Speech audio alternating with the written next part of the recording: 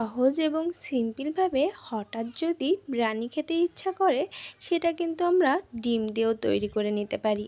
আর এটা এতটাই সহজ কিন্তু খেতে মাংসের বিরিয়ানিটাকেও হার মানিয়ে দেবে। চলো আজকে এই ডিমের এই বিরিয়ানি রেসিপিটা তোমাদের সাথে সহজভাবে শেয়ার করা যাক। নমস্কার বন্ধুরা, সুমি's ভিলেজ লাইফে আমি সুমি সবার সাথে আছি। আমার আজকের রেসিপি ডিম দিয়ে বিরিয়ানি। তো দেখো আমি এখানে কিন্তু ডিমগুলো সেদ্ধ করে নিয়েছি আর একদমই খোসা পরিষ্কার করে নিয়েছি। আর এবার এখানে হলুদ আর সামান্য লবণটা মাখিয়ে নিচ্ছি। তোমাদের সাথে ডিম সেদ্ধ করার ভিডিওটা দেখালাম না, কারণ এটা আমরা কম বেশি সবাই করতে জানি, আর সেটাও দেখাতে গেলে ভিডিওটা অনেকটাই লং হয়ে যাবে। তো লবণ হলুদ মাখিয়ে নিয়েছি। আর এবার দেখো এখানে কিন্তু আমি পেঁয়াজ কুচি করে নিয়েছি।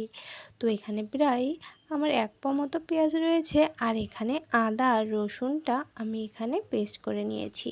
প্রথমেই কিন্তু আমি ডিমগুলো ভালো করে ভেজে নিচ্ছি। যেহেতু বিরিয়ানি রান্না করব তার জন্য সাদা তেলটাই কিন্তু ভালো হবে। তো প্রথমেই আমি সাদা তেলটা গরম করে ডিমগুলো ভেজে নিচ্ছি। আজ কিন্তু আমি বিরিয়ানিতে আলুটা ব্যবহার করছি না। তোমরা যদি চাও তো আলুটাও কিন্তু ব্যবহার করতে পারো। তো আলুটাও এখানে একটু ভেজে নিতে হবে ডিমের সাথে, আর তারপর ডিম আর আলুটা মশলার সাথে কষিয়ে নিতে হবে। শুধু এতটুকুই করলে আলু দিয়েও হয়ে যায়। তো আমি আজ আলুটা ব্যবহার করিনি, সেজন্য দেখো ডিমটা ভেজে তুলে নিয়েছি। আর এবার পেঁয়াজটা ভালো করে বেরেস্তা করে নামিয়ে নিয়েছিলাম। আর বাকি পেঁয়াজটা কিন্তু আর রসুন আর আদা বাটাটা দিয়ে মশলাটা একটু কষিয়ে নিলাম সামান্য জল দিয়ে। আর এবার দেখো এখানে গুঁড়ো মশলাগুলো আমি সমস্তটা অল্প অল্প করে জলের মধ্যে দিয়ে দিয়েছি। তোমাদের সাথে বলে দিচ্ছি, 1 চামচ জিরে গুঁড়ো, 1 চামচ ধনে গুঁড়ো, 1 চামচ হলুদ গুঁড়ো আর 1 চামচ ঝালের গুঁড়ো। তো এখানে সমস্তটাই আমি সুন্দর মতো দিয়ে দিয়েছি। হলুদ গুঁড়োটা আরেকটু বেশি দিয়ে দিয়েছি আর দিয়ে দিলাম পরিমাণ মতো লবণ। তো এই সমস্ত গুঁড়ো মশলাটা একটু জল দিয়ে ব্লেন্ড করে নিতে হবে, তাহলে কিন্তু মশলার সাথে দ্রুতই মিশে যায়। তো সেজন্য আমি এটা ভালো করে একটু জল দিয়ে ময়াম করে নিচ্ছি। আর এইদিকে দেখো পেঁয়াজ রসুন আদা যেটা কষাতে দিয়েছিলাম সেটা কিন্তু খুব সুন্দর করে এখানে কিন্তু কষে এসেছে। আর এখানে কিন্তু এবার যে জল দিয়ে মশলাটা গুলে রেখেছি সেটা কিন্তু আমি এবার এখানে দিয়ে দিচ্ছি। পেঁয়াজ রসুন আদাটা থেকে যখন গন্ধটা সেরে গিয়েছিল তারপরে কিন্তু আমি এই গুঁড়ো মশলাটা এখানে অ্যাড করে দিয়েছি, সামান্য জল দিয়েও দিয়েছি। আর এবার সুন্দর করে মশলাটা কষিয়ে নেব। সমস্ত মশলা কিন্তু দেয়া হয়ে গিয়েছে। আর এবার দেখো আমি এখানে 2 চামচ মতো টমেটো সস অ্যাড করে দিচ্ছি। এটা কিন্তু দিলে বেশ সুন্দর একটা কালার আসে, সাথে কিন্তু খেতেও বেশ ভালো লাগে। গোটা টমেটো থাকলে তাও দিতে পারো। আর দেখো 2 চামচ মতো বিরিয়ানি মশলা আমি এখানে অ্যাড করে দিলাম। তো বিরিয়ানি মশলাটা দিলে খুব সুন্দর বিরিয়ানির সেন্টটা চলে আসে। তো সমস্ত কিছু দিয়ে মশলাটা দেখো কত দারুণ একটা কালার এসেছে। তো টমেটো সসটার জন্যই কিন্তু কালারটা বেশ দুর্দান্ত একটা কালার আসে। তো যাই হোক, এবার সমস্ত মশলাটা আমি দিয়ে দিয়েছি, কষানোও কিন্তু আমার বেশ হয়ে গিয়েছে। তো এই পর্যায়ে আমি ডিমগুলো ভেজে রেখেছিলাম সেটা কিন্তু এখানে দিয়ে দেব। আর আলুটা দেওয়ার ক্ষেত্রেও কিন্তু আলু ডিম ভেজে নিয়ে এখানে দিয়ে দিতে পারো। তোমাদের সাথে বলে দিলাম, যারা আলু পছন্দ করো তারা কিন্তু এর সাথে আলুগুলো গোটা গোটা করে কেটে ডিমের সাথে সুন্দর করে ভেজে নিয়ে এভাবে মশলার সাথে কষিয়ে নিলে কিন্তু দুর্দান্ত হয়। তো ডিমের সাথে মশলাটা যখন কষে গিয়েছিল তখন কিন্তু আমি এখানে দুধ অ্যাড করে দিয়েছিলাম। আমি কিন্তু এখানে 1 গ্লাস মতো দুধ দিয়ে দিয়েছি, বাকিটা কিন্তু জল দিয়ে দিয়েছি। তো দিয়ে এবার আমি কিছু সময় ফুটিয়ে নেব। মোটমাট ডিমটা সমস্তটাই রান্না করে নেব। আজ কিন্তু বিরিয়ানিটা আমি ভাজে ভাজে দিয়ে দমে দিয়ে রান্না করব, কারণ আমার চ্যানেলে আরও কিন্তু অনেক বিরিয়ানি রেসিপি রয়েছে। তো সেসবে কিন্তু আমি এক প্যাকেই রান্না করেছিলাম। তো আজ কিন্তু আমি ভাজে ভাজে দিয়েই রান্না করব, সেটাও তোমাদের সাথে শেয়ার করে নিচ্ছি।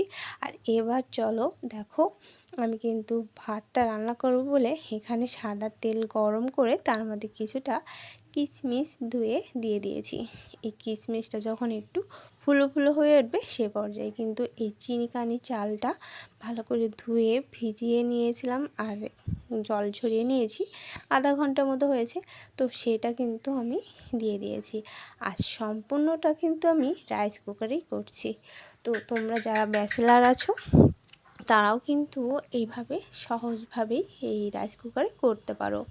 তোমাদের জন্য কিন্তু খুবই একটা সুন্দর রেসিপি হয়ে থাকে। আর যারা ধরো গ্যাসে রান্না করতে চাও না তারা কিন্তু এভাবে রাইস কুকারে করে নিতে পারো, সময়ও বাঁচবে আর খুব সুন্দর ঝুরঝুরে হবে। তো চালটা কিন্তু আমি বেশ সুন্দর করে ভেজে নিচ্ছি। যখনই চালের গায়ে হালকা একটু গিট গিট একটা ভাব আসবে তো তোমরা দেখলেই বুঝতে পারবে। তো সে পর্যায়ে কিন্তু এখানে দুধ বা জল, গরম দুধ হোক বা গরম জলটা অ্যাড করে দিতে হবে, সেটা পরে বলছি। তার আগে দেখো পরিমাণ মতো লবণটা দিয়ে দিয়েছি। আমি ওখানে ডিমের ঝোলটা রান্না করেছিলাম, সেখানে কিন্তু পরিমাণ মতোই ডিমের ঝোলের পরিমাণ মতোই লবণটা দিয়ে দিয়েছি। আর এখানে কিন্তু আমার চালের পরিমাপ বুঝে লবণটা দিয়ে দিয়েছি। আর এই সমস্তটাই দিয়ে ভালো করে কিছু সময় ভেজে নেব। এই ভাজার কাজটা যেহেতু রাইস কুকারে করছি সেজন্য কিন্তু আমার একটু সময় লাগছে। তো তারপরও কিন্তু একদম ঝরঝরে মতো বিরিয়ানিটা তৈরি হয়ে যায়। রাইস কুকারে দুর্দান্ত কিন্তু হয়ে থাকে। তোমরা চাইলে এই একই পদ্ধতিতে গ্যাসে তৈরি করে নিতে পারো। তো এখানে দেখো আমি কিন্তু জল দিয়ে দিয়েছি। যেহেতু আমি এখানে 2 কেজি মতো চাল নিয়েছি, তো এখানে আমি 4 কেজি জল দিয়ে দিয়েছি। আর সেই 4 কেজি জল থেকে আমি 1 কাপ জল রেখে দিয়েছি, মানে দুধ তৈরি করব বলে। তো সেই 1 কাপটাই দিয়ে দিলাম। আমি জলের মাপটা আমার আরও অনেক ভিডিওতে বিরিয়ানির ভিডিও রয়েছে, তোমরা চাইলে দেখে নিতে পারো। সেখানে কিন্তু খুব সুন্দর করে পরিমাপগুলো বলে দিয়েছি। এখানে যদি বুঝতে সমস্যা হয় তো সে ভিডিওগুলো একটু দেখে নিও। আর এবার দেখো হাতা দিয়ে ভালো করে তল থেকে চালগুলো ছাড়িয়ে নিয়েছিলাম আর উপর থেকে কাঁচা ঝাল দিয়ে দিয়েছিলাম।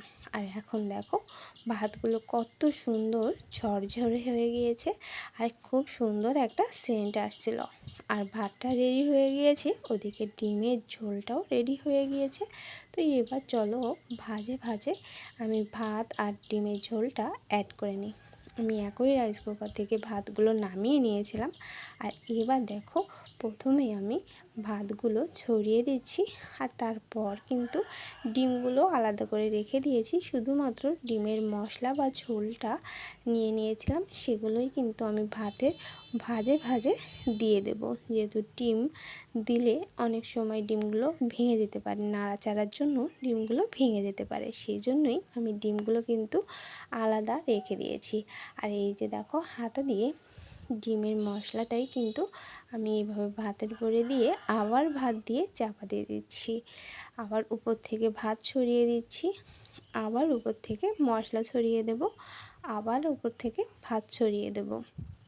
এইভাবেই ভাজে ভাজে রাইস কুকারের প্যানে দিয়ে তারপর কিন্তু আমি দমে দিয়েছিলাম।